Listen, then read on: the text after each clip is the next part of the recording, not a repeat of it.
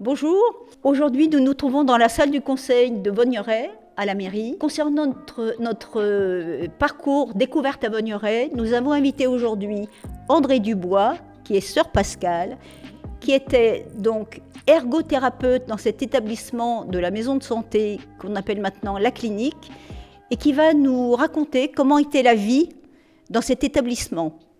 Donc André, bonjour. Si tu veux, tu te présentes et puis tu nous dis un peu ce qui se passait dans cet établissement. Voilà, donc moi je suis arrivée en 1977 comme professionnelle, mais je connaissais déjà la maison depuis 1975 et je suis restée pendant 20 ans professionnelle jusqu'à mes 65 ans et ensuite je suis restée comme animatrice en liturgie à la chapelle parce qu'il n'y avait pas de poste. Donc je suis restée 38 ans à m'occuper quand même de ces personnes. Quand nous étions professionnels, les ateliers d'ergothérapie, c'était une époque où vous aviez, dans les MJC, vous aviez un renouveau, un goût, un retour pour ce qui est les travaux manuels, comme on disait, la poterie, la vannerie, etc. Donc il y avait des ateliers par des personnes qualifiées qui avaient pris une formation pour la vannerie, la broderie. Vous aviez aussi la poterie, bien entendu. Moi, on m'avait demandé de lancer l'atelier peinture-dessin. Voilà. Donc, comme je suis peintre, donc volontiers, j'ai ouvert cet atelier. Et je l'ai fait avec beaucoup, beaucoup de plaisir.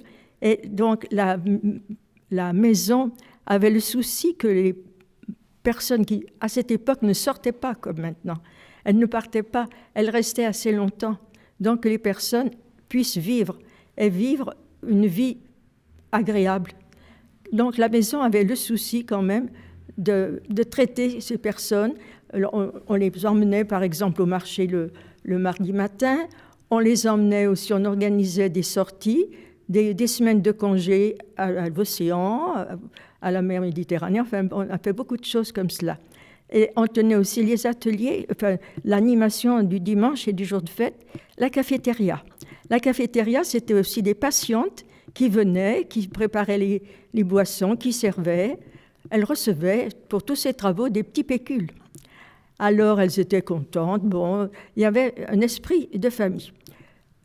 Je dois dire qu'après, des années après, comme il y avait un courant général, ce qu'on appelait l'antipsychiatrie, donc c'est vrai que ça paraissait un petit peu qu'on maternait, on a fait le reproche aux religieuses de materner un peu trop les patients. À ce moment-là, il n'y avait que des femmes. Hein.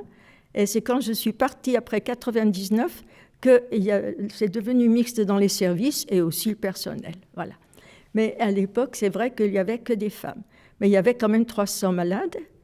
Après, peu à peu, on a transformé des ateliers, enfin les pavillons, sont devenus des pavillons de gériatrie et à peu près maintenant, je crois, en guère plus de 140 places de psychiatrie, y compris les hôpitaux de jour. Alors, j'ai bien vu l'évolution. Effectivement, après, les malades ne restaient pas longtemps, on devait les renvoyer très vite, donc elles ne pouvaient pas commencer un travail de poterie qui doit demander des cuissons, un travail de vannerie qui demande... Bon, c'était un peu abandonné cela. Mais dans un autre esprit, donc je ne peux pas juger ce qui se passe maintenant, mais je parle de ce que j'ai vécu et je défends quand même ce souci que nous avions, que ces personnes aient une vie le plus agréable possible malgré leur maladie. André, s'il te plaît, quelle est la moyenne d'âge des gens Alors, qui étaient quand là? je suis arrivée, il y en avait qui étaient rentrés à 16 ans à l'époque. Après, c'était plus que 18 ans. Ben, la moyenne d'âge, ce n'était pas forcément que des personnes âgées, mais comme il y avait des personnes qui, avant, il faut bien vous dire qu'avant la guerre, il n'y avait pas de traitement qu'on a maintenant. Les docteurs nous ont bien expliqué que les barbituriques sont sortis en 45-47 après la guerre. Donc, effectivement, il se trouvait que les malades, quand c'était les périodes de crise, elles criaient. Ça gênait beaucoup, beaucoup. Il y avait une très mauvaise réputation dans le village. Les jours d'orage, les soirs d'orage, c'était affreux. on ne pouvait pas fermer les fenêtres. Et voilà. Donc c'est vrai qu'il y a eu une grosse différence quand il y a eu le traitement barbiturique. Alors effectivement, ils avaient un comportement, j'allais dire quand même, pour pouvoir mener une vie sociale comme nous. Voilà. Donc elles n'étaient pas traitées en malades, en tout cas moi pas du tout. Je ne voulais pas de blouse blanche, ni blouse bleue, donc je les recevais comme cela. Et voilà. Et tu veux nous parler tu m'as parlé une fois de la camisole. Oh ben, j'ai pas connu ça. Oh ben, j'ai pas connu ça. Alors là, tu reviens au tout début, parce que quand justement il n'y avait pas ces traitements, on était bien obligé quand les gens pouvaient se blesser ou blesser ou même tuer les autres. Hein. Donc il fallait 3 personnes n'arrivaient pas à les maîtriser. Il y avait ce qu'on appelait la camisole de force. Bon, voilà, évidemment, ça existait. Puis j'ai vu encore, dans le sous-sol, j'ai vu les fameuses baignoires en bois, avec un couvercle en bois, avec juste la tête qui sortait, pour donner des bains calmants. Voilà. Ouais. Oui, alors ça, j'ai vu de grosses différences, bien sûr, mais moi, en tout cas, je n'ai pas été dans cette période-là, puisque je vous dis que je suis arrivée en 75, 76, 77. Voilà. Et au début, les malades dormaient dans des grands dortoirs. Oui. Et les sœurs dormaient avec les Voilà, il n'y avait malades. pas de veilleuse de nuit, oui, elles dormaient. Elles passaient jour et nuit. Oui. Et donc, elles n'avaient pas d'endroit pour elles pour se recueillir, pour se retrouver. S'il y avait un roulement, c'était pas viable autrement. Donc, il y avait un roulement de 2 équipes de soins, donc, pour qu'elles puissent avoir leurs heures de prière, leurs heures de repas. Mais effectivement, c'était les sœurs qui assuraient aussi les nuits. Oui. Alors, à cette époque, le docteur, il y avait dans la montée de l'église, là, vous avez... Maintenant, c'est plus ce mur, parce qu'on l'a refait. Donc, la commune avait demandé pour faire un parking, donc on a pris une assez grande distance. Bon. Mais avant, il y avait dans le mur une porte qui correspondait à la villa où habitait le docteur, ce qu'on appelle le château, là à côté. Donc, quand on l'appelait la nuit, bien sûr, c'était... Voilà, il fallait que le docteur vienne pour une piqûre. Je sais pas, voilà. Et tu veux nous parler de la ferme? Alors, la ferme, je l'ai connue encore. Elle était finissante, si vous voulez. Mais j'ai connu surtout Catherine Malos, la fille des fermiers. Il y avait donc une ferme parce que... on vivait un peu en autarcie dans les hôpitaux autrefois, dans tous les hôpitaux d'ailleurs, dans toutes les villes. Il fallait qu'il y ait une source, il fallait aussi... Voilà. Alors, le jardin, c'était un potager. Tout le jardin était un potager. Et il y avait un fermier, sa famille, la famille Malos. La dernière famille, c'était la famille Malos. Et Catherine, que j'ai bien connue, la maman de Daniel Malos, donc... elle nous racontait que toutes les semaines, on barattait avec sa maman, elle barattait la crème pour faire du beurre pour les malades. Oui. Alors on avait du bon lait, du bon beurre, évidemment, à cette époque. Oui. Donc vous viviez peut-être pas quasiment en autarcie, mais la ferme vous approvisionnait en produits fermiers, et légumes. Alors non, je n'ai pas, je te dis, connu la période. J'ai entendu, j'ai vu des photos où les vaches, au comice agricole, les vaches du couvent étaient primées. C'est vrai? Voilà. Toi, tu étais aussi en dortoir avec les... Non. Non, tu n'as pas connu ça? Je n'étais pas infirmière. Je n'étais pas dans les soins. J'étais dans l'ergothérapie, c'était les ateliers. D'accord. Donc, et on ne parlait pas d'hôpital, on ne parlait pas de médicaments, on ne parlait pas de docteur. Quand elles arrivaient, si elles me disaient « j'ai un comprimé », je disais « ne me parlez pas de comprimé, je ne connais rien du tout. » Vous en parlez à votre docteur, à vos infirmières. Nous n'avions pas la blouse blanche, rien du tout, non. Ensuite, les sœurs vieillissant ont habité dans un bâtiment à côté. Oui. Et du coup, ça a été le début de la maison de retraite des sœurs de Saint-Joseph, non? On a fait une maison de retraite qui était au-dessus des cuisines. Ah, au-dessus des cuisines. Mais il y avait 45 lits seulement, voilà. Et c'était les sœurs qui avaient travaillé qui prenaient la retraite. Voilà. Alors après, cette maison de retraite qui a été agréée par la DAS, il était entendu qu'à mesure qu'une sœur disparaissait, elle était remplacée par des laïcs du pays. Donc, en très peu de temps, ça a été que des laïcs qui étaient à la maison de retraite. Et la maison de retraite, maintenant, elle s'est bien développée puisqu'il manquait des places de gériatrie dans tous les départements, c'était pas que ici. Donc la DAS avait demandé, et petit à petit, tout le pavillon, étage par étage, a été transformé pour la gériatrie. Alors actuellement, si vous voulez, je peux vous le dire, actuellement, il y a la maison de retraite, il y a l'EHPAD, et il y a bien sûr encore psychiatrie un petit peu, et il y a en dessous, vous avez une maison, enfin un service d'accueil de jour pour des Alzheimer. Là, les familles les amènent une journée dans la semaine, une après-midi, 2 jours, voilà. Ils ont un jardin, ils font des choses très intéressantes. Oui. Mais ça a beaucoup évolué. J'ai vu une bonne partie de cette évolution, bien sûr. Oui, oui. Alors, pour leur apprendre à coudre, une année, c'était le moment de Modes et Travaux avait lancé les poupées chiffon. Ça a été un succès pendant un temps. Alors, on faisait les poupées chiffon.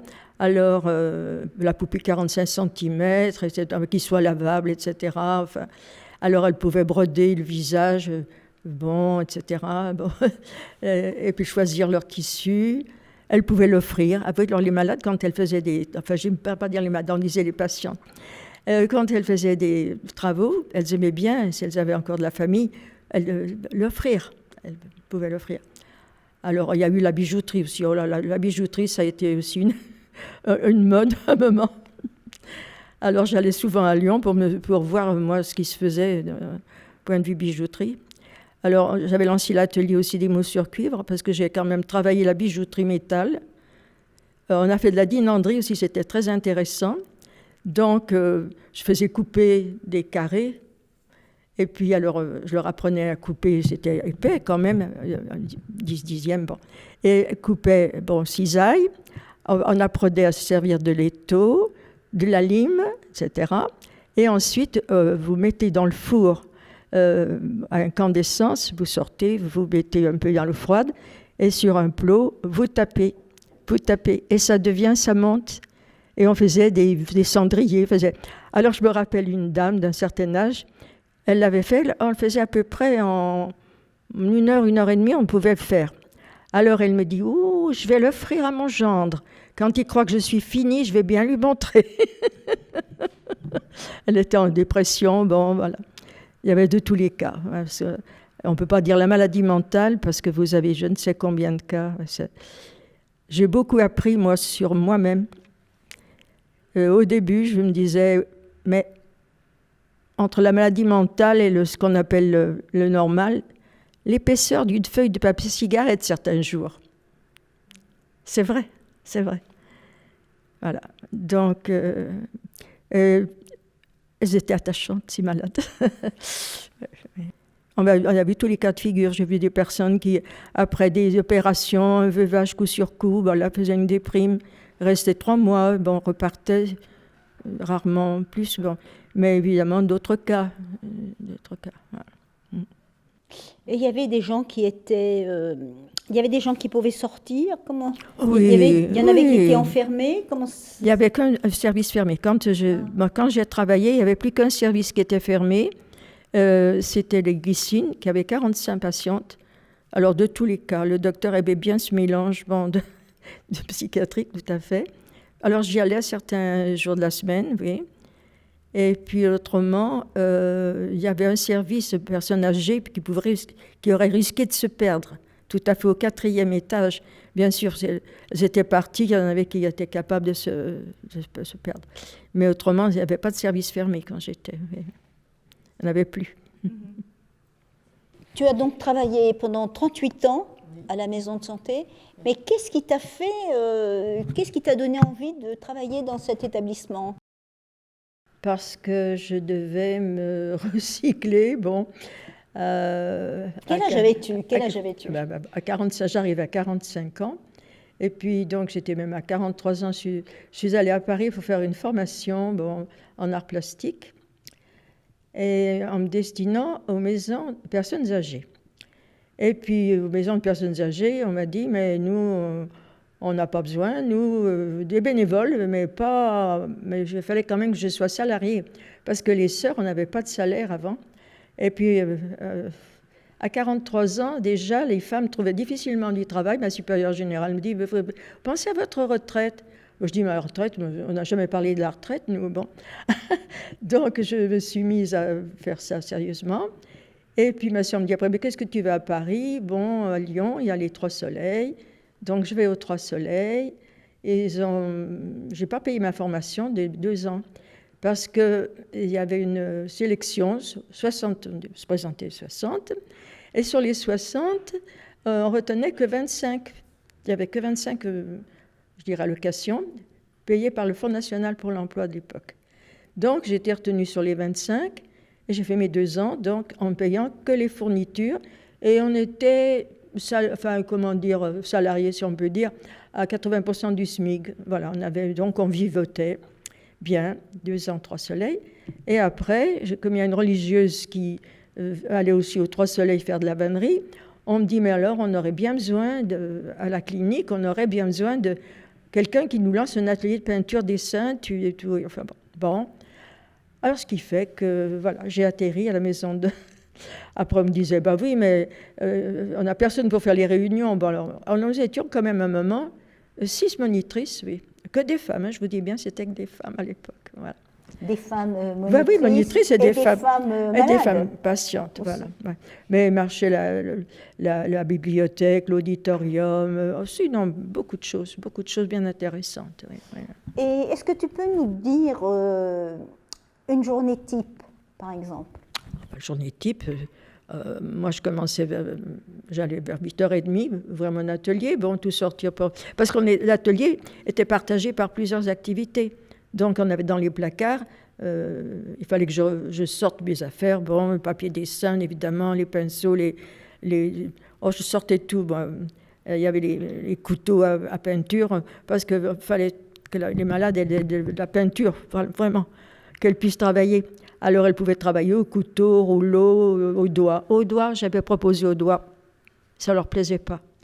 Bon, j'avais proposé au doigt dans l'enseignement, mais là, ça ne leur plaisait pas. Donc, vraiment, la peinture, ça y allait. Puis, il y avait l'atelier de sculpture en même temps. On avait de la terre. Voilà.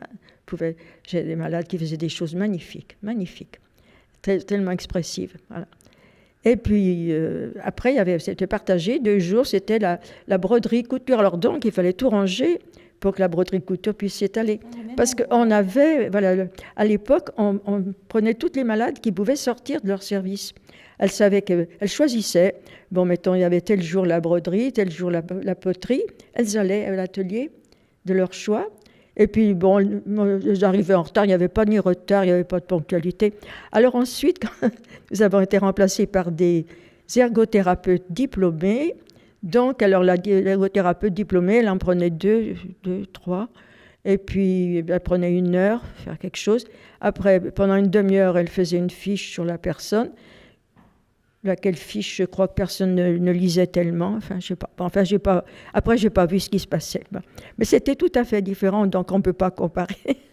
Donc, c'était une autre façon, puisque les malades ne restaient pas comme... voilà. Oui. Alors, André, est-ce que tu vois qu'il y a d'autres choses que tu aimerais nous faire partager? Ce que je ne peux pas traduire sûrement, l'état d'esprit qui était général dans la maison. Dans les services, c'était vraiment des équipes, je ne sais pas, très, très cordiales. Nous étions bien reçus, les ergothérapeutes, quand nous y allions, on faisait partie vraiment de... Non, il y avait vraiment un état d'esprit que j'ai beaucoup aimé. Il y avait beaucoup d'entraide. Alors d'ailleurs, j'ai gardé des liens encore, oui, plusieurs liens. Et puis il y a des équipes qui se retrouvent régulièrement pour aller faire des sorties, des marches. Oui, il y avait vraiment, c'est vrai. Donc c'était un lieu où on a vécu de belles choses. Une belle époque. Oui, j'ai vécu de grands partages avec du personnel, des docteurs, bien sûr, des soignantes et des patients. Oui. Bon. Merci André. Merci à vous. Merci de ton témoignage. Merci à vous.